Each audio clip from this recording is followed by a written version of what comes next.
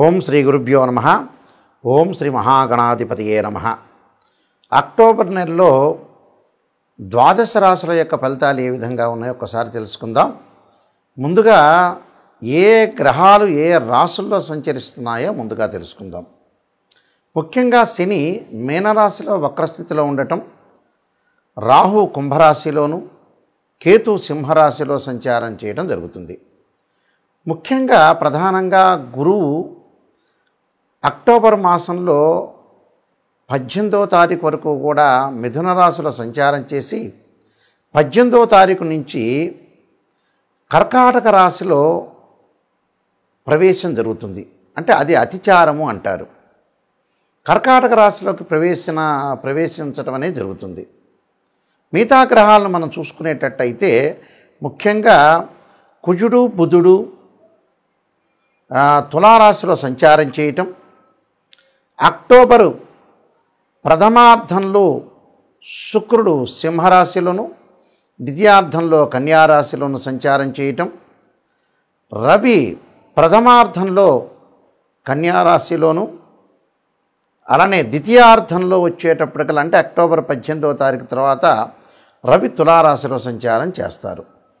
ఈ సంచారాల వల్ల ఈ గ్రహాల యొక్క విషయంలో మనం ముందుగా ముఖ్యంగా ఎలాంటి రాశుల వాళ్ళకి ఎలాంటి ఫలితాలు కలుగుతాయో ఒకసారి పరిశీలన చేద్దాం. ధనస్సు రాశి వాళ్ళకు వచ్చేటప్పుడు రాశ్యాధిపతి గురువు సప్తమంలో ఉండటం, అక్టోబర్ 18 తర్వాత అష్టమంలో ఉండే అవకాశం అనేది ఒకటి ఉంది. అంటే 18వ తారీఖు నుంచి అష్టమ స్థానంలో ఉండటం వల్ల కొంత పొదుపు పాటించాలి. అంటే 18 వరకు బాగానే ఉంది. ఏ వివాహ ప్రయత్నం చేసినా, ఏ ఉద్యోగ ప్రయత్నం చేసినా, ఏ వ్యాపారం పెట్టదలుచుకున్నా 18th లోపలనే మీరు పెట్టండి. 18th తర్వాత ఏది కూడా పెట్టకుండా కొద్దిగా జాగ్రత్తగా ఉండండి. వాళ్ళ గురువుగారండి 18th లోపల మేము చూస్తామండి, అబ్బాయి అమ్మాయి మెచ్చాడు, తర్వాత మీరు ముందుకు వెళ్ళొచ్చా అనేవాళ్ళు కూడా చాలామంది. తర్వాత మీరు ముందుకు వెళ్ళొచ్చు, ఎలాంటి ప్రాబ్లం లేదు ఇక్కడ. అయితే సప్తమ స్థానంలో గురువు అలా రాస్యాధిపతి అయ్యాడు. చతుర్థాధిపతి గురువు సప్తమ స్థానంలో అష్టమ స్థానంలో ఉండటం వల్ల ధనలాభం ఆర్థిక పరంగా పుంజుకునే అవకాశాలు ఎక్కువగా ఉంటాయి. మొండి బాకీలు కూడా వసూలు కావటం, బ్యాంకు లోన్లు వచ్చే అవకాశాలు ఎక్కువగా ఉంటాయి. అలానే ఈ రాశి వాళ్ళకి తృతీయ స్థానంలో రాహు యొక్క సంచారం వల్ల ధనధాన్య వృద్ధి, విదేశాల్లో మంచి ప్రయత్నాలు, గొప్పవారితో పరిచయాలు, అవార్డులు రివార్డులు సన్మానాలు రావటమే కాకుండా విదేశాల్లో పెట్టుబడులు పెట్టడం, అలానే భారతదేశంలో పెట్టుబడులు భాగస్వామ్య వ్యాపారం అనేది బాగా కలిసి వచ్చే అవకాశాలు ఎక్కువగా ఉంటాయి. అలానే చతుర్థ స్థానంలో శని వక్రస్థితిలో ఉండటం వల్ల వాళ్ళ అధిక లాభాలు, అన్నదమ్ముల మధ్యలో సఖ్యత, అన్నదమ్ముల మధ్యలో కూడా అవినాభావ సంబంధం, అక్క చెల్లెల మధ్యలో కూడా బాండింగ్ బాగా పెరగటమే కాకుండా అనుకూలంగా ఉండే అవకాశాలు ఎక్కువగా ఉంటాయి. వీళ్ళకి అక్టోబర్ మధ్యలో తృతీయ లాభస్థానంలో 3 గ్రహాల సంచారం ఉంది. కుజుడు, రవి, బుధుడు. అంటే ఈ 3 గ్రహాల సంచారం వల్ల ఆస్తిపాస్తులు కొనుగోలు చేయటం, అలాంటి డబ్బులు ఖర్చు కావటం, అంటే స్థిరాస్తులు బాగా లభించే అవకాశాలు ఎక్కువ ఉంటాయి. అంటే చరాస్తి పోయి స్థిరాస్తులు అంటే డబ్బులు కన్వర్షన్ అయ్యి ఆస్తిపాస్తులకు వెళ్ళే అవకాశాలు, నూతన వ్యాపారాలు విస్తరణ జరిగే అవకాశాలు, వ్యాపార మార్గంలో అనేక ప్రణాళికలతో అనేక మంది సలహాలతోటి ముందుకు వెళ్ళే అవకాశాలు ఎక్కువగా ఉంటాయి. అలానే కోర్టు సమస్యలు పరిష్కారం కావటం, పిత్రార్జితం కూడా బాగా కలిసి వచ్చే అవకాశాలు బాగా ఎక్కువ ఉంటాయి. కాబట్టి ప్రతి పనిలో కూడా ప్రతి ప్రయత్నంలో కూడా వీళ్ళకి సమర్థవంతంగా ముందుకు వెళ్ళే అవకాశాలు ఎక్కువగా ఉంటాయి. కాబట్టి శుక్రుడి యొక్క బలం వల్ల కూడా వీళ్ళకి అనుకూలంగా ఉండే అవకాశాలు ఎక్కువ ఉంటాయి. కాబట్టి వివాహ ప్రయత్నాలు కూడా కొంత సఫలీకృతం అయ్యే అవకాశాలు ఎక్కువగా ఉంటాయి. కాబట్టి ధనుస్సు రాశి వాళ్ళకంతా కూడా మేలు జరిగే అవకాశాలు ఎక్కువ ఉంటాయి. ఇంకా మరింత మేలు కలగాలంటే నేను చెప్పిన రెమెడీస్ ఖచ్చితంగా మీరు పాటించండి, మీకు మంచి జరిగే అవకాశాలు ఖచ్చితంగా ఉంటాయి. ఈ రాశి వారు ముఖ్యంగా కొన్ని ప్రత్యేకంగా రెమెడీస్ అనేవి అనుసరించాలి. ఆ రెమెడీస్లో నేను కొన్ని పరిహారాలు చెప్తాను. ఆ పరిహారాలు పాటిస్తే మంచి జరిగే అవకాశాలు ఖచ్చితంగా ఉంటాయి. ఎందుకంటే ఈ రాశి వాళ్ళు ముఖ్యంగా సూర్యుడి యొక్క నమస్కారాలు చేయటం మంచిది.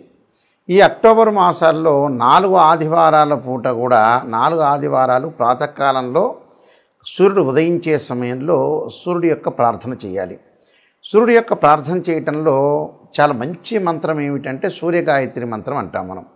ఈ సూర్యగాయత్రి మంత్రం వల్ల ఏం జరుగుతుంది అంటే ఉద్యోగపరంగా ఇబ్బందులు లేకుండా ఉంటారు, నూతన ఉద్యోగాలు లభించే అవకాశం ఉంటుంది, ఆరోగ్యం మహాభాగ్యం అని ఆరోగ్యం పరంగా కూడా ఇబ్బందులు లేకుండా ఉండే అవకాశాలు ఖచ్చితంగా ఉంటాయి.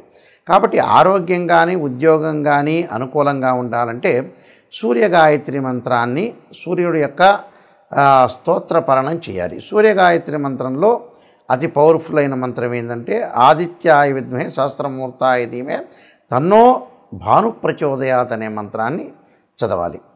దాంతోపాటు ఓం ఆదిత్యాయ విద్మహే సహస్ర కిరణాయ ధీమహి తన్నో సూర్య ప్రచోదయాత్ అనే మంత్రాన్ని చదివితే మనకు ఖచ్చితంగా మంచి జరిగే అవకాశాలు ఖచ్చితంగా ఉంటుంది.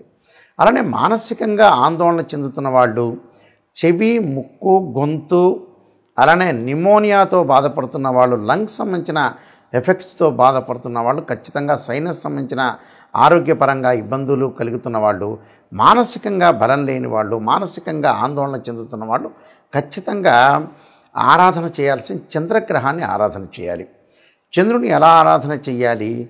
చంద్రగాయత్రి మంత్రాన్ని చదువుకోవాలి. క్షీరపుత్రాయుధ్య అమృతతత్వాయ ధీమహి తన్నో చంద్ర ప్రచోదయాత్ అనే మంత్రాన్ని చదువుకోవాలి. రియల్ ఎస్టేట్ కానీ, అలానే అగ్రికల్చర్ ల్యాండ్స్లో కానీ, రైతులు కానీ, బిల్డర్స్ కానీ, కెమికల్ కంపెనీస్ వాళ్ళు కానీ, డాక్టర్స్ కానీ, కోర్టు వ్యవహారాలు, పోలీస్ స్టేషన్ వ్యవహారాల్లో చిక్కుకున్న వ్యక్తులు, అలానే ఏదైతే ఆస్తిపాస్తుల గురించి గొడవలు, అన్నదమ్ముల మధ్యలో గొడవలు ఉన్న వాళ్ళు తప్పకుండా సుబ్రహ్మణ్య స్వామి యొక్క ఆరాధన చేయాలి. అంటే 2 జంట సర్పాలను దానం చేయటము, అలానే రాహుకాలంలో పూజ చేయటము, సుబ్రహ్మణ్య స్వామి యొక్క ఆరాధన చేయాలి. సుబ్రహ్మణ్య స్వామిని చుట్టూ ప్రదర్శన చేసేటప్పుడు తప్పకుండా తత్పురుషాయ విద్యే మహాసేనాయ ధీమహి తన్నో షణ్ముఖ ప్రచోదయాత్ అనే మంత్రాన్ని చక్కగా చదువుకోవటం వల్ల మనకున్న గొడవలు, తగాదులు ఇలాంటివన్నీ కూడా పరిష్కారం జరిగే అవకాశాలు ఖచ్చితంగా ఉంటాయి. అలానే వీళ్ళు బుధగ్రహం అంటే బుద్ధిబలం పెరగటానికి, లౌకిక జ్ఞానం పెరగటానికి, అలానే గణిత శాస్త్రంలో ప్రాధాన్యత పెరగటానికి, లెక్కల్లో పిల్లలు, విద్యార్థులు, వీక్గా ఉన్న వ్యక్తులు వ్యాపారపరంగా అనుకూలంగా ఉండాలంటే ఖచ్చితంగా విష్ణు సహస్రనామ పారాయణంతో పాటు ఓం యక్షాయ కుబేరాయ వైశ్రవణాయ ధనధాన్యాధిపతే ధనం ధాన్యం సమృద్ధిమే దేహిమే దాపయిస్వ అనే మంత్రాన్ని చక్కగా బుధవారం రోజున ప్రాతకాలంలో 11 సార్లు చదవటం చాలా మంచిది. అలానే విద్య యందు అనుకూలంగా లేకపోవటం, విద్య పిల్లలకి మర్చిపోవటం చదివినంతా కూడా, అలానే ధనపరంగా ఇబ్బందులు కలుగుతున్న వాళ్ళు, మొండి బాకీలు వసూలు కాని వాళ్ళు, ఉద్యోగ ప్రయత్నాలు కూడా అనుకూలంగా లేని వాళ్ళు, అలానే ఫైనాన్షియల్ పరంగా ట్రబుల్స్ ఉన్న వ్యక్తులు ఎవరైతే ఉంటారో వాళ్ళందరూ కూడా, సంతానపరంగా ఇబ్బందులు కలిగిన వ్యక్తులు ఎవరైతే ఉంటారో వాళ్ళందరూ కూడా తప్పకుండా దత్తాత్రేయ స్వామి పారాయణం, దత్త కవచాన్నితో పాటు ఓం దేవానాంచ ఋషీనాంచ గురుకాంచన సన్నిభం బుద్ధిమతం త్రిలోకేశం తమ నమామి బృహస్పతిం అనే మంత్రాన్ని చక్కగా చదువుకోవటం వల్ల కూడా వీళ్ళకి మంచి జరిగే అవకాశాలు ఖచ్చితంగా ఉంటాయి. అలానే వివాహం కాని స్త్రీ పురుషులు ఎవరైతే ఉంటారో, మాకు వివాహాలు కావట్లేదు, దగ్గరికి వచ్చినట్టు వచ్చి వెళ్ళిపోతున్నాయనే వ్యక్తులు అమ్మవారి యొక్క ఆరాధన చేయాలి. అమ్మవారి యొక్క ఆరాధనతో పాటు మహాలక్ష్మి అంటే మహాకాళి, మహాలక్ష్మి, మహాసరస్వతిని ప్రార్థన చేయాలి. అలానే కాత్యాయనాయుధ్యే కన్యాకుమారి ధీమహి తన్నో దుర్గి ప్రచోదయాత్ అనే మంత్రాన్ని చదవటం వల్ల శీఘ్రంగా వివాహం జరిగే అవకాశాలు ఉంటాయి. అలానే శుక్రవారం రోజున బొబ్బర్లు దానం చేయటం, వీలైతే బొబ్బర్లు ఆవుకు పెట్టే అవకాశం అనేది చూసుకోవాలి. అలానే వీలైతే శుక్ర జపం చేయించటం, అలానే అబ్బాయిలు వివాహం కాలేదంటే వరపాశుపతాస్త్ర అంటే కన్యాపాశుపతాస్త్ర రుద్రాభిషేకం, అమ్మాయిలు వచ్చేటప్పటికల్లా అంటే అబ్బాయిలు వచ్చేటప్పటికల్లా ఈ శుక్రుడి గురించి మళ్ళీ రిపీట్గా చెబుతున్నాను చూడండి ఒక్కసారి. శుక్రగ్రహం నుంచి మళ్ళీ చెబుతున్నాను. ఎవరైతే అమ్మాయిలకు వివాహం కావట్లేదో, అబ్బాయిలకు వివాహం కాకపోతుంటే వీళ్ళు శుక్రగ్రహం యొక్క అనుకూలత ఉండాలి. శుక్రుడు కళత్రకారకుడు, వివాహకారకుడు, సుఖాన్ని, భోగాన్ని, సౌఖ్యాన్ని ఇచ్చేవాడు శుక్రుడు. ఈ శుక్రగ్రహం వల్ల మరి ఎవరికైతే వివాహం కావట్లేదో అబ్బాయిలు కన్యాపాశుపతాస్త్ర రుద్రాభిషేకం, అమ్మాయిలు వరపాశుపతాస్త్ర రుద్రాభిషేకం చేయటం, శుక్ర జపము, శుక్ర హోమం చేసుకోవటం, భృగుపాశుపతాస్త్ర రుద్రాభిషేకం చేసుకోవటం వల్ల చాలా మంచి జరిగే అవకాశం ఖచ్చితంగా ఉంటుంది. అలానే ఆయు ప్రమాణం తగ్గుతూ ఉండి ఆరోగ్యపరంగా నష్టాలు జరుగుతున్న వ్యక్తులు శని యొక్క ప్రభావం ఉంటుంది కాబట్టి శని యొక్క ఆరాధన చేయాలి. వీలైతే మరి నువ్వుల నూనెతోటి శివుడికి అభిషేకం చేయటం వల్ల ఆయు ప్రమాణం పెరుగుతుందని శాస్త్రంలో చెప్పారు. అలానే విదేశాలకు వెళ్లకుండా, విదేశాలకి ఏదైతే వీళ్ళకి వీసా రాకపోవటం, విదేశాల్లో ఉన్న వ్యక్తులకు కూడా అక్కడ వాళ్ళకి ఏదైతే మంచి వ్యాపారం కానీ అలానే మంచి జాబ్ కానీ రాకుండా, గ్రీన్ కార్డు కూడా రాకుండా ఉన్న వ్యక్తులు, విదేశాల్లో ఉన్న వ్యక్తులు ఎవరైతే ఉంటారో రాహు యొక్క ఆరాధన చేయాలి. అర్ధకాయ మహావీరం చంద్రాదిత్యమర్దనం సింహకాగర్భ సంభూతం తమ రాహుం ప్రణమామ్యం అనే మంత్రాన్ని చక్కగా చదువుకోవాలి.